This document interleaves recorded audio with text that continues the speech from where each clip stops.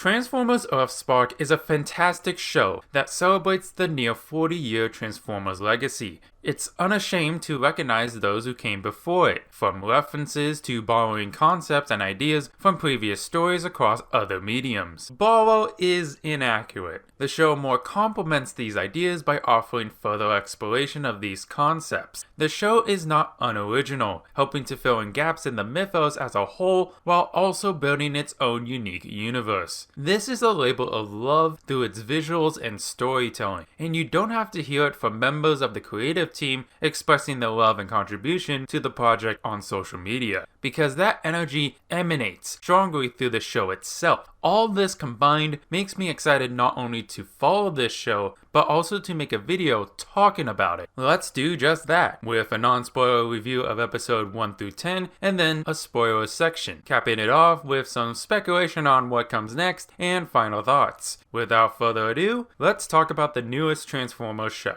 Transformers Earthspark. For a different project, I've been researching the first live-action Transformers movie and Michael Bay's influence on the film. The director's commentary has Michael Bay express how he appreciates the Transformers franchise having good morals and lessons behind it. That over a decade-old statement fully embodies the mentality of this show. Transformers Earthspark focuses on the Malto family and the Transformers working for the human Autobot alliance called Ghost. The show explores lessons about maintaining healthy relationships with family and friends, extending to the larger story of the Cybertronian civil war between the Autobots and the Decepticons. The inclusion of 2 new members to the Malto family helps broaden the scope and potential of these themes, as Twitch and Thrash are technically adopted children. Both sets of kids have different perspectives that are allowed to be challenged, and despite Thrash and Twitch being just born, they still offer great insight and counter-arguments, allowing for the lessons taught to be challenged and thus be strengthened from these clashes. It's a classic persuasive writing technique, throwing in a strong counter-argument that you will disprove in order to strengthen your own argument. And it's the notable difference between persuasion and propaganda. Remember that, folks. Twitch and Thrash exhibit the concerns and worries of being caught between 2 different worlds, and the show takes the time to show us how they grow and balance the 2 cultures they are tied to. They are the fish out of water that are learning about this new world, paralleling our own introduction to this world as we learn the current situation with Transformers on Earth. Thankfully, the show takes the time to explain necessary aspects of the world, while also planting seeds for compelling events that can shake up the status quo for the future. Out of all the Transformers TV shows, this one comes the closest to blurring the lines between the heroes and the villains. Even the human villain, Mandroid, shows layers that go beyond a goofy-looking scientist with a giant robot army commanding an army of robot spiders. Yes, they successfully made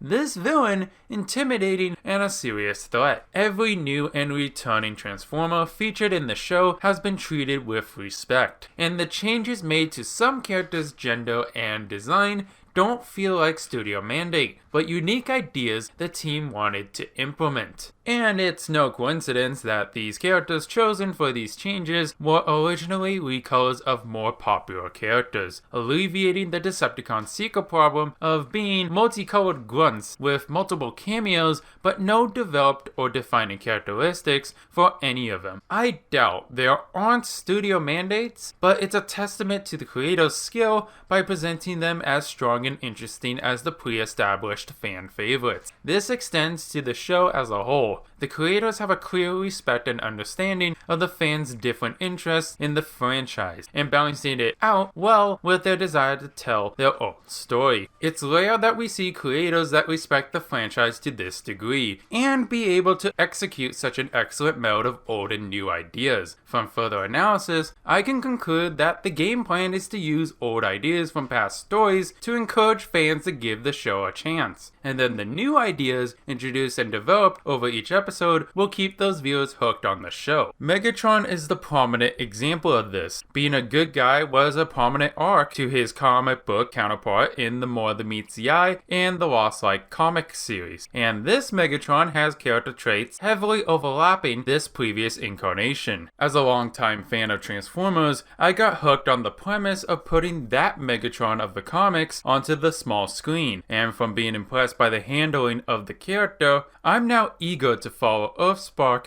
in order to see how the show develops him further. The show is a heavy recommendation from me no matter what type of fan you are, and I hope you stay or come back for the spoiler section of this video. Regardless, I hope you enjoy watching the show as much as I did. Everyone's staying, let's get into the spoiler talk.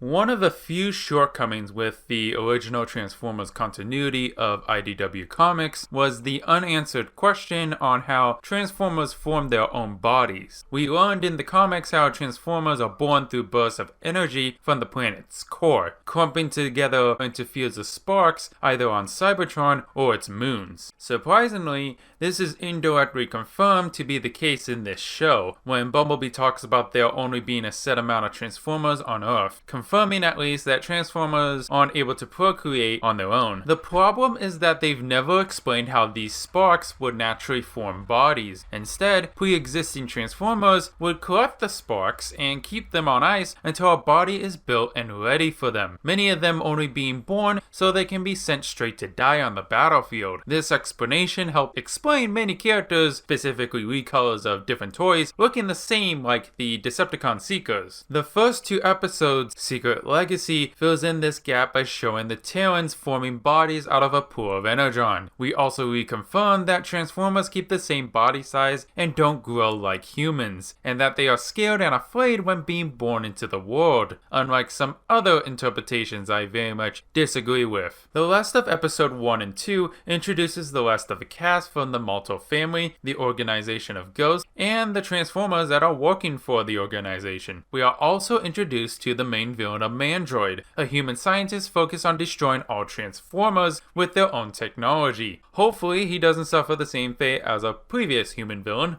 These episodes properly set up the premise of the show, a family of humans and two Transformers born on Earth called Terrans, with Bumblebee there to help out. All the while, Optimus and others try to keep the peace from rogue Decepticons and Mandroid. Episode 3's moving in centers on Bumblebee adjusting to his new mission of training Twitch and Thrash, staying with them on the family property. This Bumblebee is not mute, and the character should remain that way because I absolutely despise that addition from the Bayverse, primarily because it prevented Bumblebee from being an actual character. Bumblebee adjusts his teaching style to best fit the Terrans, revealing they need a calm mind to transform, a unique aspect to them compared to other Transformers native to Cybertron. Bumblebee comes around and now regards the Maltos as family, and we see Bumblebee develop into a third parent for the group. Episode 4's House Rules is focused on Thrash and Mo, being annoyed about the house rules and thinking it's okay to befriend the Decepticon Swindle, learning the lesson that switching sides isn't a playground game. The lesson is that the Decepticons have the capacity to change, but it doesn't mean we shouldn't blindly trust them, as they're still dangerous. Thrash learns that rules are meant out of love and protection from his parents. Meanwhile, we see Twitch is the opposite, excited to follow the rules and authority. Episode 5's Classified centers on Robbie worrying about Ghost taking Thrash and Twitch away. An innocent walk at night with Twitch turns into a Ghost operative named John Slaughter, pursuing her under the belief that Twitch is a rogue Decepticon kidnapping children. The distrust and arguing between Robbie and Mo escalates the situation, to the point they're stuck in Ghost HQ, being forced to do a lethal training session. The episode is a great opportunity to show the Terrans' growth as fighters and the cast's ability to blindside Ghost, as the Malto family and Optimus keep both the Terrans and Bumblebee hidden from the organization. The primary lesson is to trust your sibling and work with them, exemplified by it being the key to escaping the simulation. Robbie and Mo's relationship matures from this experience, recognizing they aren't little kids scared of monsters under the bed anymore, and that it's important to abandon childish behavior in order to keep Twitch and Thrash safe, as this episode exemplifies how it almost starts to escalate into that actually happening.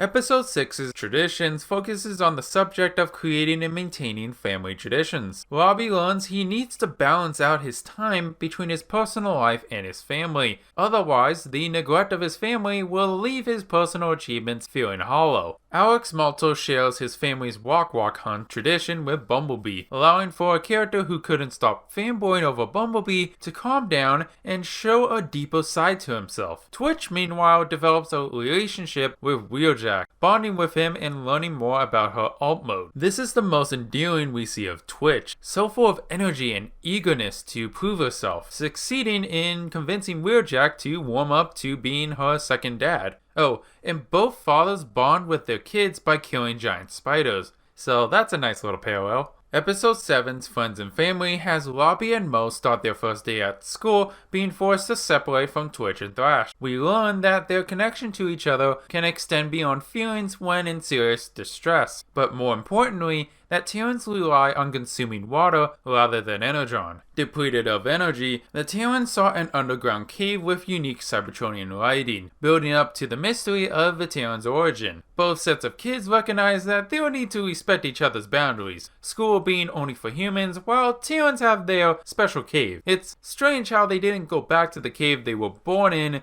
but it becomes clear soon why the writers chose a different location. Additionally, it confirms that there are more hidden locations like this one around Earth, possibly leading to the architect behind the Ender Stone, the very stone that created Twitch and Thrash. But that's just speculation on my part.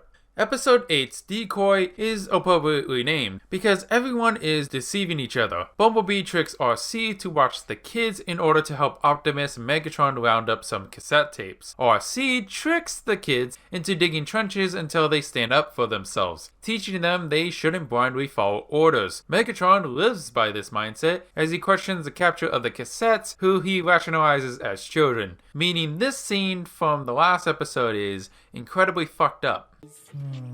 That sounds like when a bot is almost out of energon. It's like our fuel, our blood.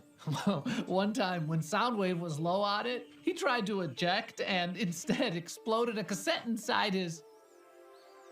Oh. Megatron is annoyed and pressures Optimus about Bee remaining in hiding while all other Decepticons can't, while RC is annoyed about being tricked, deciding to bring the kids along to meet with the group. We get the introduction of Soundwave, angering Megatron with calls of him being a traitor. Such confusion makes him overlook the fact that Soundwave is holding back, despite being so hostile, which is an excellent deception on our giant boombox boy. Optimus and Megatron are too focused on supporting each other as close friends to notice. Bumblebee is too focused on keeping the kids safe, the kids are too young, and RC considers it something fun to poke Soundwave about, being none the wiser. I believe this was the intent, as it parallels the cassettes being too distracted by a jingle to press their advantage. Soundwave purposely acts as a hostile goon rather than the calm, calculative tactician. Him focusing on stressing Megatron out prevents the one person who knows Soundwave best from figuring it out. This continues the trend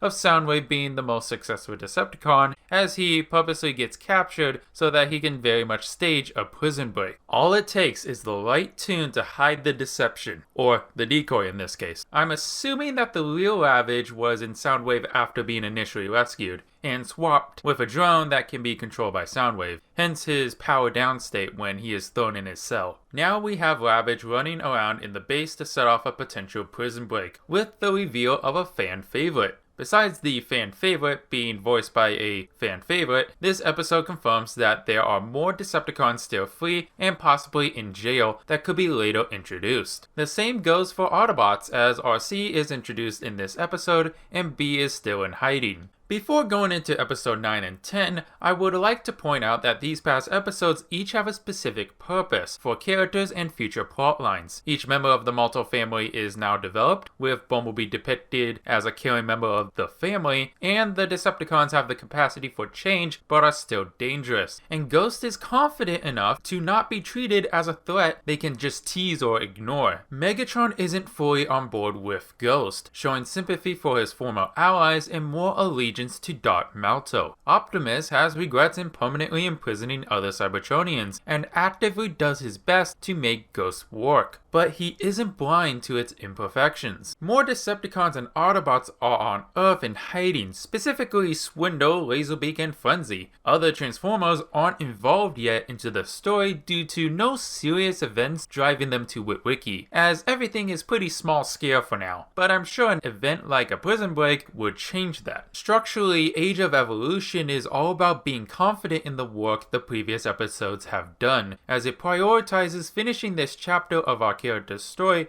and starting a new one. They saved the best fight for last to show us a taste of what this show can achieve in the future. Transformers Cyberverse has already proven that a Transformers show can evolve to a larger scale, and this opening fight will definitely keep us eager for the eventual continuation of Earthspark. I know Age of Evolution as the closing of a chapter because of two reasons: new characters and the defeat of Mandroid. The new Terrans marks a shift from the establishing of the original cast to the build-up of new characters. This doesn't mean we won't have any focus on the original cast, but this is the writers feeling confident to throw more characters into the mix. The defeat of Mandroid marks the end of the overarching villain and the eventual transition of a new one. I say defeat because I doubt they'll kill him off, as we get more information about this villain right before his supposed death. We learn Mandroid was a friendly scientist named Dr. Meridian, a survivor of the collateral damage caused by the war, returning now as a cyborg,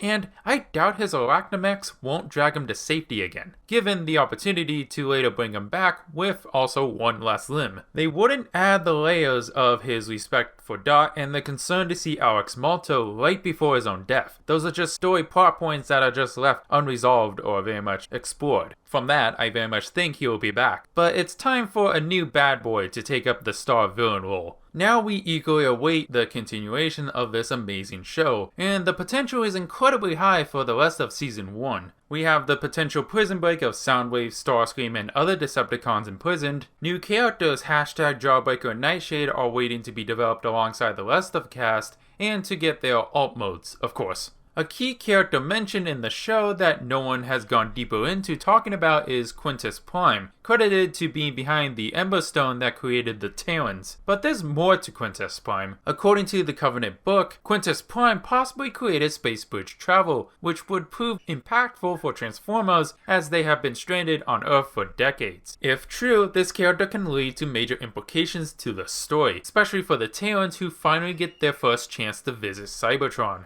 That last part is more speculation, but Megatron is guaranteed to make big plays as he's a character who's sympathetic to Decepticons and is heavily dedicated to Dot Malto over his loyalty to Ghost. I fear for Dot Malto's safety immensely as Megatron builds more irritation toward Ghost, meaning the only thing keeping Megatron good is his love for Dot Malto and by extension her family. Optimus shows similar distrust as he continues to hide the Terrans and Bumblebee, a group that has now grown twice as large now. Optimus shifting the Ghost call to Megatron and Dot Malto is showing that transition as Optimus prioritizes the Terrans over Ghost in order to succeed with his goal of an Autobot-human alliance. Coupled with the rumors of Grimlock and Shockwave toy tie-ins leading to them joining the show, you have a recipe for a roller coaster of a second half, and I'll be right there to talk about it. Transformers Earthspark delivers an exceptional show with amazing action, writing, and energy. This is a show that is proud of a franchise's legacy through its incorporation of previous ideas like a reformed good guy Megatron, but also new ideas like Transformers being born on Earth. The show has an excellent balance of multitasking, the development of the characters, and the themes of the show. I hope moving forward that the show maintains its momentum, and that the inclusion and changes can be taken with maturity by both the creators and the fanbase. Thankfully both parties have, especially in comparison to anything under the Disney banner, and hopefully it'll stay that way as a new movie and a rumored video game are releasing soon to bring Transformers back into the spotlight. That's enough from me until new Earthspark episodes come out, and let me know your thoughts and speculations in the comments below. I do enjoy hearing from you guys. See you around. Till all are one.